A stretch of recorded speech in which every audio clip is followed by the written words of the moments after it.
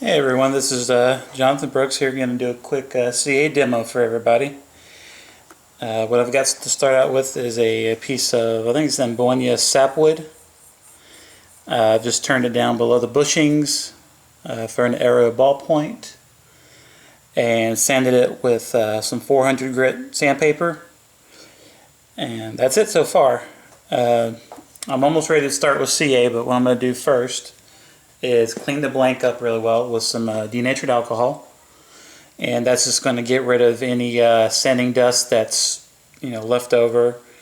And if this was an oily wood such as cocobolo, it would also get rid of the surface oil, which would let the CA stick just a little bit better. So here we go. And this stuff evaporates within seconds.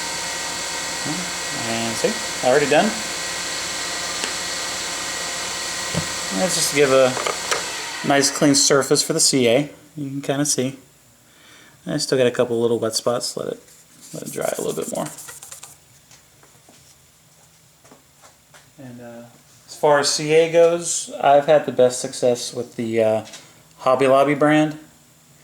I've tried Stickfast. I've tried just about every brand out there. This is the one I've had the most success with, so I stick with it. I like to start with thin first, apply a few coats, and then I move up to medium.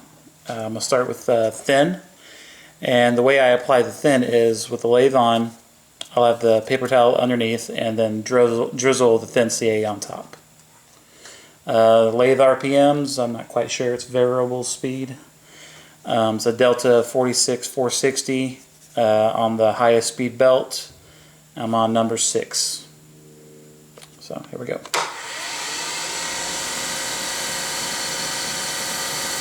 Go entirely end to end. I have the blank set up between centers, so any additional CA will roll over the edges. Which between centers isn't a problem. It cleans up real easily, or flakes off the stainless steel. I just gave a quick spray with some accelerator. I do use the Stickfast accelerator and the aerosol can. For me, it just works the best. But with the CA rolling over the edges, it does two things.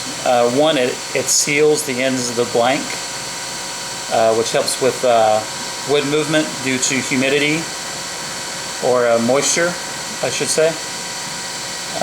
It might help with cracking, it might not. I've always stayed away from the troublesome woods like ebony, but I've yet to have one crack on me, and I'm here in South Carolina, so far so good. It's not broke, so I'm not going to fix it. The second part is it will have a little raised lip to it. If you follow Ed Brown's squaring along a sanding disc, you can use that same process after turning to re-square everything. I just use a steady hand and X-Acto knife to cut that lip off. Whatever's most comfortable for you. Alright, so back to CA. One more coat of thin, and then I'll quick spray, and then I'll move up to medium. I don't wait between coats. That's what the accelerator is there for. With medium, I put the puddle on the paper towel first, and then rub it in. Quick spray, and on to the next one. I'll usually do between 6 to 10 coats, depending on the type of wood. If it's really an open porous wood, I'll do 10 coats or so before giving it a light sanding with 400 grit. And what that does is it'll show me any high or low spots in the CA. It'll be a shiny spot through all the sanding dust. That'll be a low spot, and so you have one of two options. One, you can sand down to that level to have your smooth flat surface. And if you've applied, you know, several coats of CA, that might be a viable option without risking sanding into the wood. Or option B is to add a few more coats of CA and until that shiny spot has gone away. And once that's happened, just continue your sanding regimen. I'm going to do what I call a flame finish on this. And what I'm going to do is I'm just going to lightly sand with some 400 grit sandpaper. Usually I go from 400 up to 1,000. This is not wet, not micro mesh. And what's going to happen is when I hit it with the flame, it's going to dull the sheen or the shine that's on there. And it'll be a nice silky satin finish. And then it's done.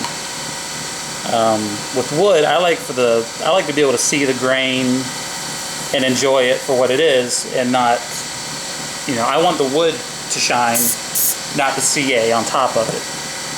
So that I'm looking for a finish that doesn't have that big glare when you hold it out in the light.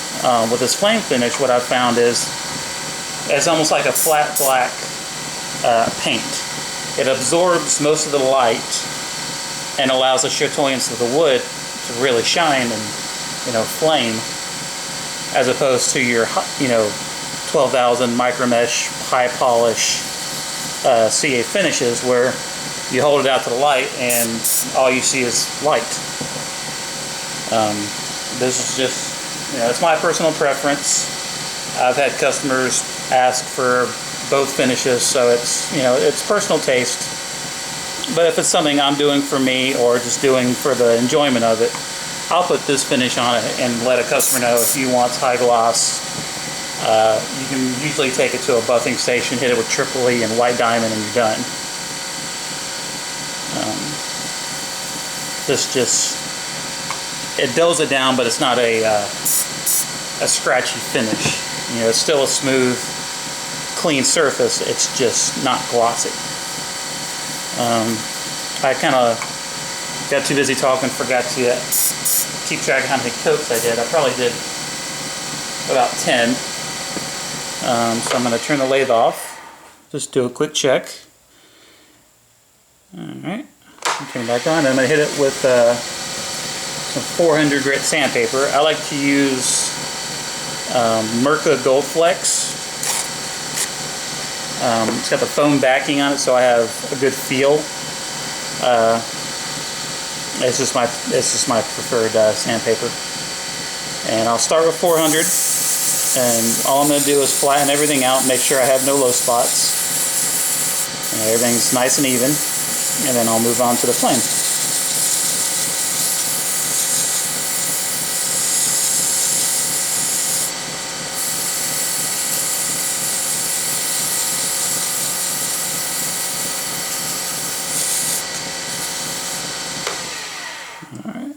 This is just checking for the high and low spots. See the, you can probably see that little shiny spot right there. That's just a little, I guess there's a little bit of relief in the wood. You can see a few more. For the most part, that's all going to sand out here as I keep going. So I'm not going to keep adding some CA.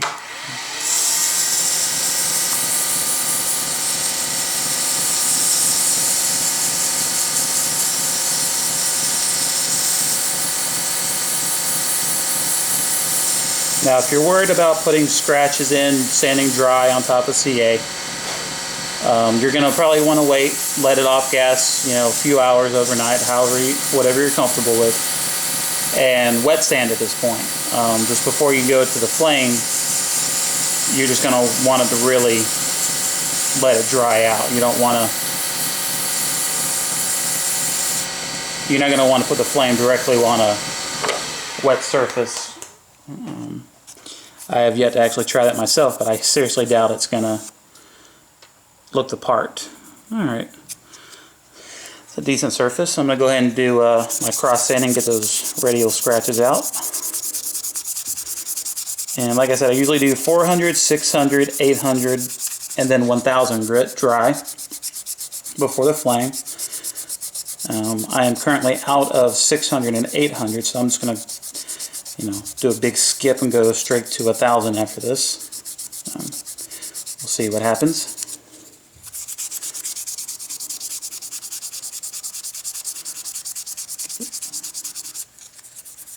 The other good thing about the foam backing is you can use it to clean your blank surface up. Alright, so that's after 400. And let me get the 1000. Hit that real quick.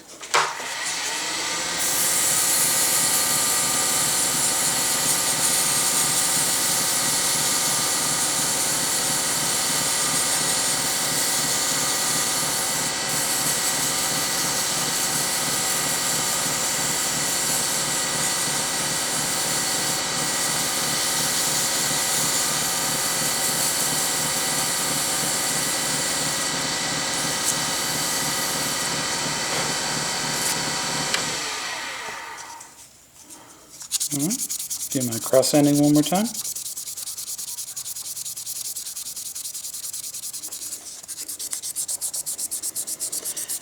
And typically what you want to do is, just like before wet sanding, you want to let this gas off just a little bit, because if you don't, CA is flammable, and basically you're going to put an open flame on top of where it's fuming, and it's going to be just like putting a can of hairspray on an open flame as well. It's going to get a little fireball. Trust me, I know. I've done it once or twice. I have it on video, but I'm not going to show it because I don't want to promote the wrong things. So there it is. It's looking pretty good. And you see that low spot still. It's got a little sanding dust in it. And I got another one right there I didn't see till now. But that's minuscule. I'll just wipe it down real good, get the dust out of there, and then when we come back from it off gassing, I'll do the flame finish. I'll see you in a few.